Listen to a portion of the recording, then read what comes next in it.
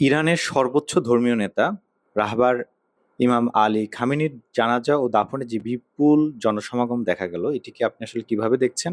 এটি একটি প্রশ্ন। সে সঙ্গে এটি কি শুধু ধর্মীয় আবেগ নাকি এর রাজনৈতিক ও রাষ্ট্রীয় কোনো বার্তাও রয়েছে? আপনি আসলে কিভাবে দেখছেন বিষয়টি?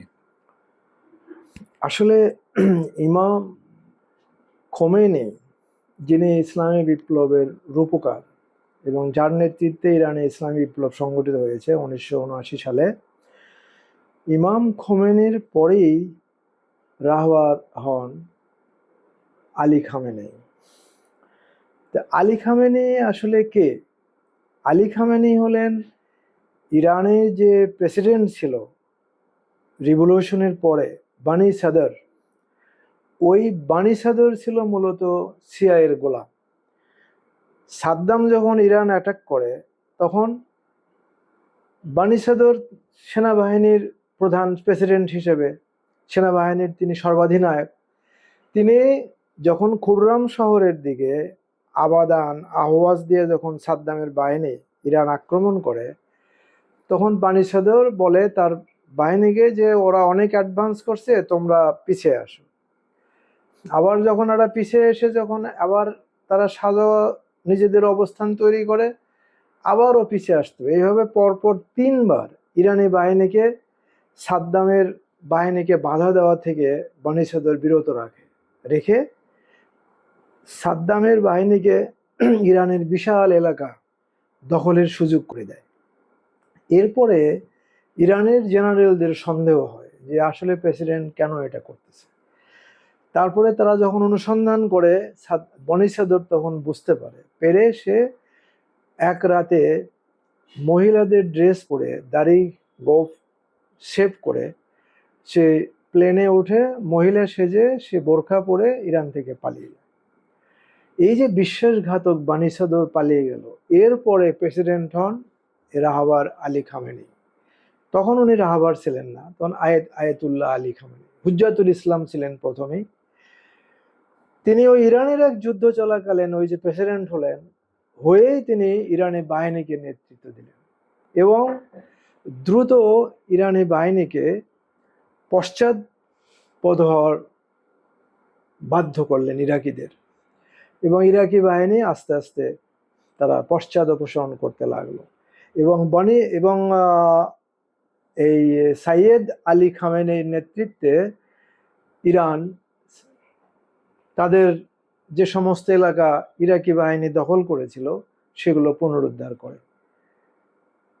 এইখান থেকে মূলত এই আলী খামেনির উত্থান ঘটে এবং ইমামের অত্যন্ত নিকটের তিনি ছিলেন শুরু থেকে, এবং এই যুদ্ধে তিনি তার একটা হাত বোমা মেরে উড়িয়ে যাওয়া, বোমার আহত হন, এবং ওনার একটা হাত কিন্তু কৃত্রিম হাত ছিল। এইভাবে এরপরে ইরানি বাহিনী যখন ইরাকের সাথে যুদ্ধ হয়, তখন ইরানের কি দুর্বলতা, যে যুদ্ধ বিমানগুলো ছিল অস্ত্র শস্ত্র বেশিরভাগই আমেরিকান।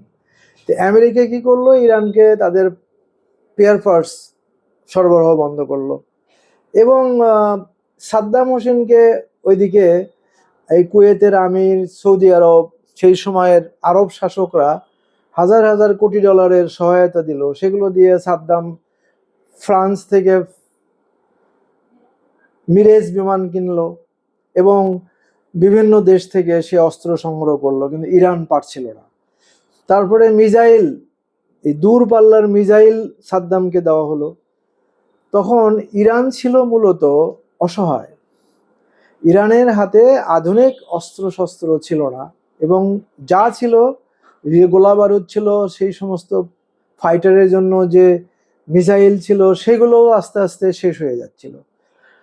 তখন এই সাইয়েদ আলী খামেনির নেতৃত্বে ইরানের ডিফেন্স কাউন্সিল গঠন করা হয়, এবং ইরানিরা তখন ইরানের সামরিক বিশেষজ্ঞ ইঞ্জিনিয়াররা মিলে ইমাম খোমেনির কাছে তারা সাহায্য চায় যে আমরা যেহেতু বহির্বিশ্ব থেকে কিছু পাচ্ছি না, আমাদেরকে আপনি পর্যাপ্ত ফান্ড দেন, আমরা নিজেরাই এই সমস্ত মিসাইল এবং অস্ত্র শস্ত্র তৈরি করব। তখন তাদেরকে ফান্ড দেওয়া হয় এবং ইরান ওই সময়ে ফরাসি মিরেজ কি করতো, 3 কিলোমিটার দূরে থেকে তোমার এই ইরানিদের আঘাত করত।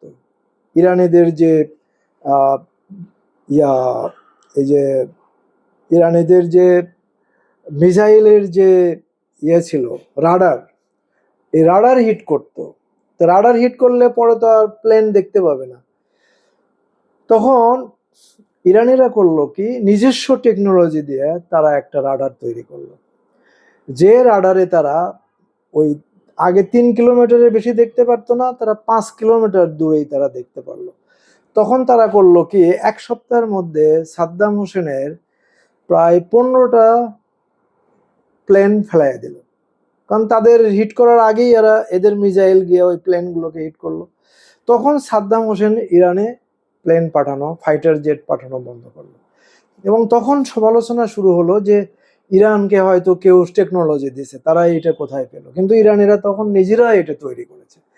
এইখান থেকে শুরু হলো। তারপরে সাদ্দাম যে তেহরানে মিসাইল মারতো, তারপরে বিভিন্ন শহরে মিসাইল মারতো, ইরানিদের কাছে ওই পরিমাণ মিসাইল ছিল না। তখন ইরান মিসাইল টেকনোলজিকে ডেভেলপ করার জন্য তারা সর্বশক্তি নিয়োগ করে, এবং একসময় সাদ্দাম হোসেন পরাস্ত হয়, ইরানের সাথে তাদের সন্ধি হয়। ইরানের সাথে যখন সাদ্দাম হোসেন যখন সন্ধি করে, তখন ইরানের পররাষ্ট্রমন্ত্রী বেলায়েতি এবং ইরাকের পররাষ্ট্রমন্ত্রী তারেক আজিজ তেহরান এবং বাগদাদ সফর করেন, করে তারা সবকিছু ঠিক করেন এবং তারা যুদ্ধ বন্ধের জন্য মিলিত হন। সেই সময় সাদ্দামকে দিয়ে কুয়েত আক্রমণ করায় আমেরিকা, করাইয়া ওই অজুহাতে ইরাকের সাদ্দামকেও তারা ফাঁসি দেয়, এবং ইরাকের যে 8 লক্ষ সেনা, প্রশিক্ষিত সেনা এবং তাদের বিপুল পরিমাণ সমরাস্ত্র সবকিছু ধ্বংস করে দেয়। কারণ তখন আমেরিকা বোঝে যে ইরানের সাথে যেহেতু ইরাক এক হয়ে গেছে, এখন যদি এইভাবেই যদি তারা নিজেরা নিজেরা যদি আপোষ করে, তাহলে ইরান এবং ইরাকের এই বিশাল সামরিক শক্তি ইসরায়েলের জন্য বিশাল হুমকি হয়ে দাঁড়াবে, এবং মধ্যপ্রাচ্য বা আমেরিকার স্বার্থ হুমকিতে পড়বে। যার জন্য আমেরিকা কৌশলে সাদ্দামকে দিয়ে বোকা বানায় ইরাকের এই 8 লক্ষ সৈন্য এবং তার যে বিশাল সমরাস্ত্র, প্লেন, এগুলো ধ্বংস করে। তবে সাদ্দাম যেটা করছিল, তার প্লেনগুলো সে ধ্বংস করার আগেই ইরানে সে পাঠিয়ে দিয়েছিল তার ফাইটার জেটগুলো।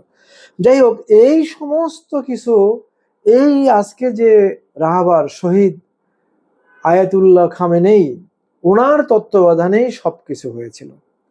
এবং ইমাম খোমেনি যখন মারা যাবেন, মানে অসুস্থ হয়ে হাসপাতালে ভর্তি, ক্যান্সার ধরা পড়ে, তখন পরবর্তী রাহাবার কে হবে এটা নিয়ে আলোচনা চলছিল।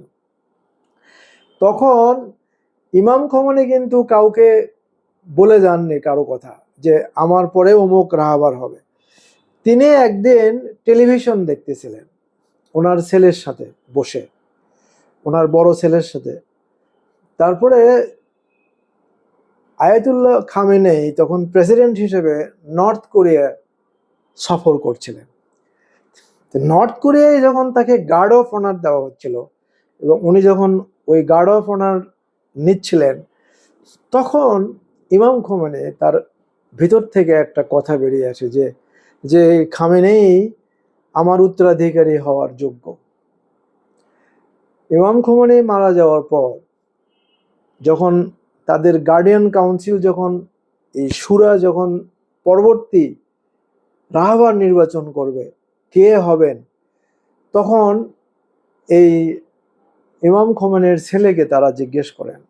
তো ইমাম খোমেনির ছেলে শুধু বলেন যে আমাকে আমার বাবা তেমন কিছুই বলেননি, শুধু আমাদের প্রেসিডেন্ট যখন নর্থ কোরিয়া সফর করছিলেন তখন তিনি এই ধরনের একটা অভিব্যক্তি ব্যাপন, এই কথার উপরেই সমস্ত শুরা সদস্য রাহাবার হিসেবে মেনে নেন খামেনেইকে। যদিও ওনার বয়স সের তুলনায় অনেক বড় বড় আয়াতুল্লাহ ছিলেন, সবাই রাহাবার হিসেবে মেনে নেন। সেই সময় থেকে ওই প্রায় 1988 সাল থেকে এই পর্যন্ত উনি রাহবার হিসেবে দায়িত্ব পালন করেন। এই দিক থেকে ইমাম খোমেনির জানাজা যে বিশাল হবে এটাই তো স্বাভাবিক। আর বাইরে যতই প্রচার করা হোক, ইরানের জনগণ তো 8 বছর যুদ্ধ করছে এই রাহবার, এই প্রেসিডেন্ট খামেনির নেতৃত্বে। এবং তারা জানে যে খামেনি কিভাবে দেশকে পুনর্গঠন করেছেন, এবং দেশের এই যে সামরিক শক্তি, আজকের যে missile technology, drone, fighter jet, সমস্ত দিক দিয়ে ইরানের যে সাফল্য, ইভেন কি ইউক্রেনের যুদ্ধে রাশিয়াকে ইরান যেভাবে সাহায্য করছে, এইটা তো ইরানি জাতি জানে। ইরানি জাতি তো এটা গর্ব। আর যেভাবে ইরান সেই ফেব্রুয়ারির যুদ্ধে আমেরিকা ইসরায়েলকে নাস্তানাবুদ করছে, আবার এই বর্তমান যুদ্ধে যেভাবে 100 দিনের যুদ্ধে যেভাবে ইরান আমেরিকাকে বশ্যতা স্বীকার করতে বাধ্য করেছে, এটা তো ইরানি জাতির গৌরব। তো সেই গৌরবের যিনি মধ্যমনে আয়াতুল্লাহ খামেনেই, তার জানা যায় কোটি কোটি মানুষ তো হবে, এটাই স্বাভাবিক। এবং এর পিছনে কোনো রাজনৈতিক কোনো উদ্দেশ্য ছিল না। রাজনীতি করে আমাদের দেশে যেমন ভাড়াটিয়া লোক নিয়ে আসে লোক, ইরানিদের এইটা দরকার হয়নি। কারণ ইরানি জাতির ওই মুষ্টিমেয় রেজা শাহর ছেলে, ওই যে পাহলভি, রেজা পাহলভির মানে সামান্য কিছু সাপোর্টার, যেগুলো আমেরিকা এবং মোসাদের এজেন্ট, এরা ছাড়া ইরানের 99% লোক এখানে ইমাম এই রাহবার খামেনেইর প্রতি সম্মান প্রদর্শনের জন্য তারা এখানে অংশ নিয়েছেন, এবং সারা বিশ্বের মুক্তিগামী মানুষ এবং দেশ এখানে অংশ নিয়েছে।